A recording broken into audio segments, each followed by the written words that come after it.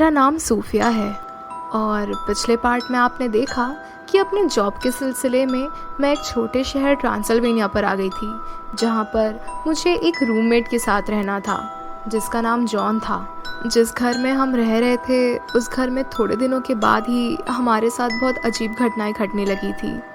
हमारे शरीर पर निशान पड़ जाते थे, सीलिंग पर किसी के चलने की आवाज़ें आती थी और दीवार खरोचने की आवाज़ें आती थी। मेरा रूममेट जॉन भी पूरे दिन घर पर नहीं आता था क्योंकि वो एक सिक्योरिटी गार्ड था।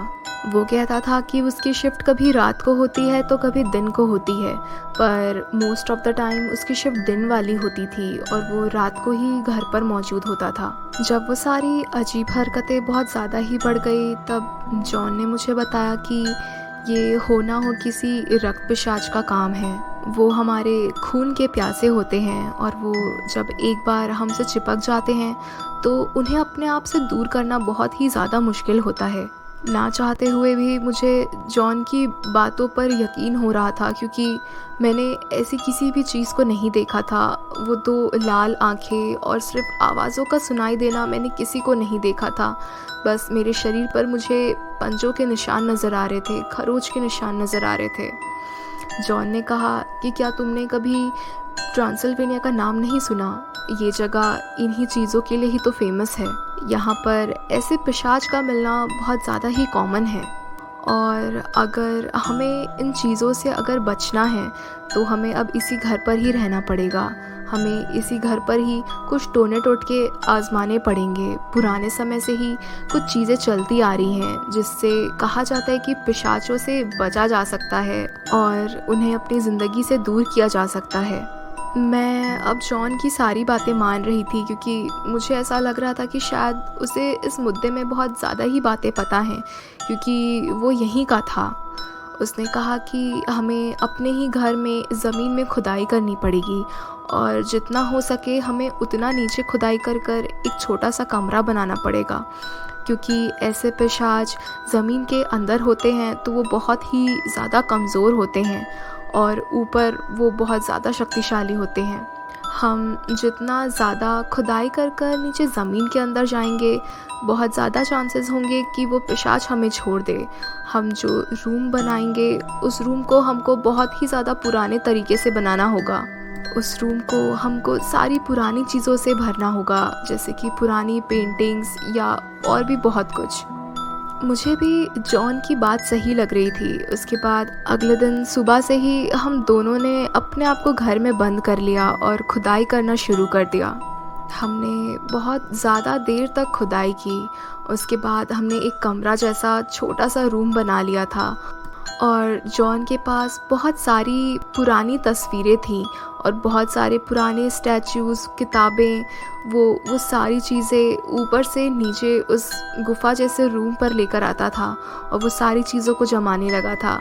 उसने कहा कि ऐसा करने से वो पिशाच बहुत ज़्यादा ही कमज़ोर हो जाएगा और जैसे ही वो हमारे पास अगर इस रूम में आएगा तो वो बहुत ही ज़्यादा कमज़ोर महसूस करेगा और शायद हमें नुकसान नहीं पहुंचा पाएगा।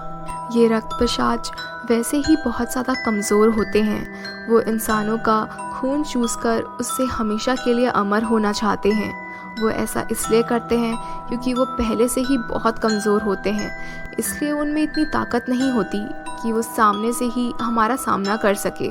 वो हमारे साथ छल करते हैं, हमें बेवकूफ़ बनाते हैं और उसके बाद बेहोश करके हमारा खून चूसते हैं।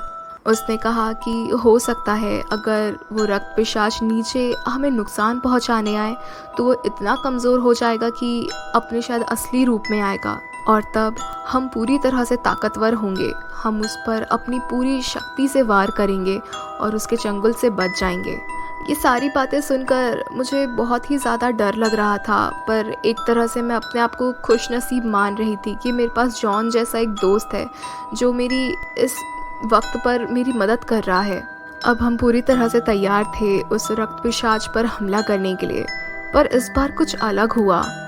उस रात मेरे शरीर पर मुझे कोई भी निशान नज़र नहीं आए और मैं बहुत ज़्यादा खुश हो गई कि जॉन का तरीका शायद काम आ गया और वो चीज़ अब हमसे दूर जाने लगी है। पर मैंने एक चीज़ ख़ास तौर पर नोटिस की जब से हम नीचे आए थे तब से जॉन का शरीर थोड़ा ज़्यादा ही चौड़ा हो चुका था और वो थोड़ा हट्टा कट्टा हो चुका था।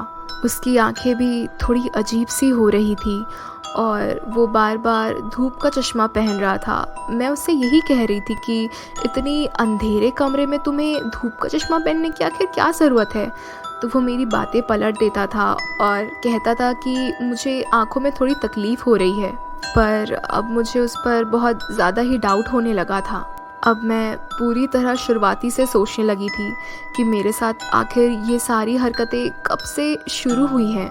और मेरे दिमाग में बार बार यही आता कि जब से जॉन मुझे मिला है तभी से तो मेरे साथ ये सारी चीज़ें होना शुरू हुई हैं। इस तरह से मैं जितना ज़्यादा डीप सोच रही थी मेरा दिमाग उतना ही ज़्यादा चलता जा रहा था। वैसे भी मैं जॉन की सारी बातें मान रही थी। वो तो ये कह रहा था कि हमें नीचे एक कमरा बनाना होगा और डीप खोदना होगा। पर मैं यही सोच रही थी कि अगर जॉन की भविष्यवाणी गलत हुई और हम उस रक्त पिशाच को दूर नहीं कर पाए तो मैं इस जगह से बाहर कैसे निकलूँगी। बस यही सोचकर मैंने उसका वो धूप वाला चश्मा उसकी आंखों से खींच लिया और तब मुझे नज़र आई जॉन की वो लाल आंखें। पर मैंने उस चश्मे को और बाहर नहीं खींचा, मैंने उसे वापस लगा दिया और हंसने लगी। अरे तुम तो परेशान हो गए, मैं तो मजाक कर रही थी, ताकि उसे बिल्कुल भी शक ना हो कि मुझे उसकी सच्चाई मालूम है। मैंने उसकी वो लाल आंखें देखी हैं। बस अब मुझे किसी भी तरह से ऊपर जाना था और मैं बहाने लगाने लगी, पर जॉन मुझे हर बहाने से रोकने लगा। मैंने उससे कहा कि मेरे पास भी पुरानी 2 तस्वीरें हैं जो यहाँ पर काम आ जाएंगी, पर उसने कहा कि तुम्हें ऊपर जाने की ज़रूरत नहीं है, तुम्हारे ऊपर उस पिशाच का साया है, ऊपर मत जाओ। तब मैंने कहा कि तुम भी तो जाते हो, इस बार मुझे जाने दो। और मैंने जैसे तैसे उससे अपनी बात मनवाई और मैं ऊपर चली गई। ऊपर आते ही मैंने एक पल का भी इंतज़ार नहीं किया और घर से निकलकर बाहर भागने लगी। पीछे से मुझे जॉन घर के अंदर से आवाज़ें दे रहा था, पर मैंने उसे नज़रअंदाज किया और सीधा पुलिस स्टेशन चली गई। वहाँ जाकर मैंने उन्हें सारी बात बताई और ऐसा लग रहा था जैसे कि पुलिस वालों ने ऐसे केसेस और भी सुने हैं। वो बस बहुत ज़्यादा शॉक थे कि मैं ज़िंदा वापस आ गई थी, क्योंकि उन्होंने बताया अक्सर ऐसे केसेस आते हैं पर उन्हें वो लोग कभी भी मिलते नहीं हैं। उन पुलिस वालों को लेकर उसके बाद मैं घर चली गई और वहाँ जाकर उन्होंने पूरे घर पर जॉन को तलाशा, पर वहाँ पर हमें जॉन नहीं मिला। उन्होंने कहा कि अक्सर इन मायाजाल पर लोग फंस जाते हैं और अपनी जान गंवा बैठते हैं। वो तो तुम समझदार थी जो तुमने उसकी आंखें देख ली, और लकी थी जो तुम बच गई। इसके बाद अब मुझे समझ में आया था कि जॉन मुझे कभी भी दिन में नज़र क्यों नहीं आता था, क्योंकि रक्त पिशाच दिन में नहीं निकलते। फिर अगले ही दिन उस शहर को मैंने छोड़ दिया और उसके बाद मुझे कभी भी जॉन नज़र नहीं आया।